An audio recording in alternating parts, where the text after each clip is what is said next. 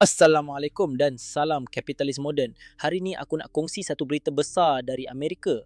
Presiden sekarang, Donald J. Trump, ya, dia presiden semula, baru umum pelan pelaburan untuk bayi baru lahir. Setiap bayi yang lahir dari tahun 2025 akan dapat $1,000 Amerika, bersamaan lebih kurang RM4,700 Malaysia terus masuk akaun pelaburan. Bukan akaun simpan duit bawah bantal, tapi dilabur dalam pasaran saham, dan ibu bapa boleh tambah sampai $5,000 setahun. Bila anak capai umur 18, duit tu boleh guna untuk belajar, beli rumah atau mulakan bisnes.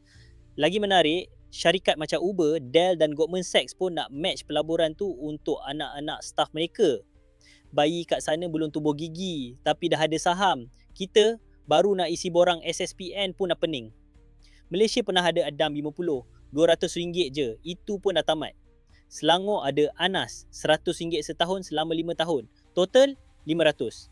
Kita ada SSPNI, tapi berapa ramai tahu faedah sebenar dia? Ramai lebih faham scam NFT dari pelaburan sebenar. Bila sebut saham, terus cakap haram, takut rugi atau tunggu bantuan kerajaan. Bro, mindset ni masalah sebenar. Trump bukan bagi bantuan semata-mata, dia bagi sistem, peluang. Anak kecil dah didik jadi pelabur. Ini cara nak runtuhkan jurang kaya dan miskin. Mula dari awal, bukan lepas dewasa. Bayang kalau Malaysia bagi RM1,000 untuk anak yang lahir hari ini dan duit tu grow sampai RM10,000 dalam tempoh 18 tahun. Anak tu tak perlu pinjam PTPTN, tak perlu tunggu B40 diskaun. Dia dah ada modal. Tapi kita masih sibuk berebut siapa layak STR, siapa layak e-wallet. Kita pandai buat drama tapi lambat ubah sistem. Kalau Amerika boleh buat dan syarikat besar pun nak tolong, Malaysia tunggu apa?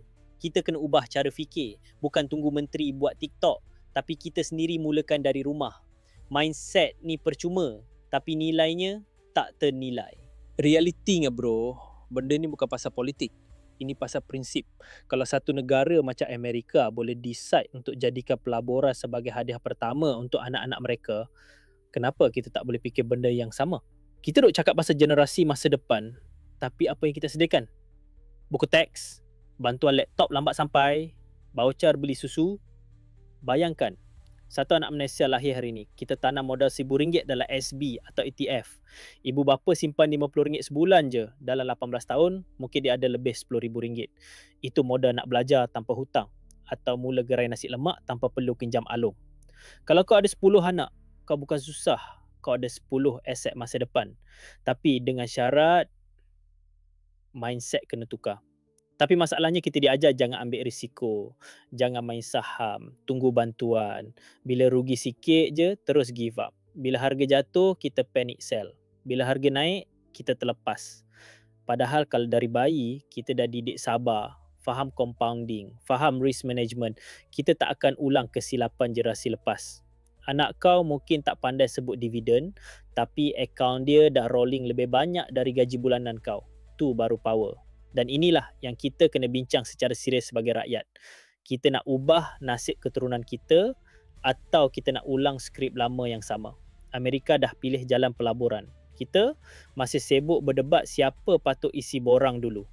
Kalau kita tak ubah cara fikir sekarang, kita bukan tinggal jauh ke belakang, kita tinggal peluang. Dan bila anak kita tanya nanti, kenapa aku tak ada apa-apa masa umur 18? Kau nak jawab apa? Sebab masa tu, Abah tengah viral kat TikTok buat challenge air botol.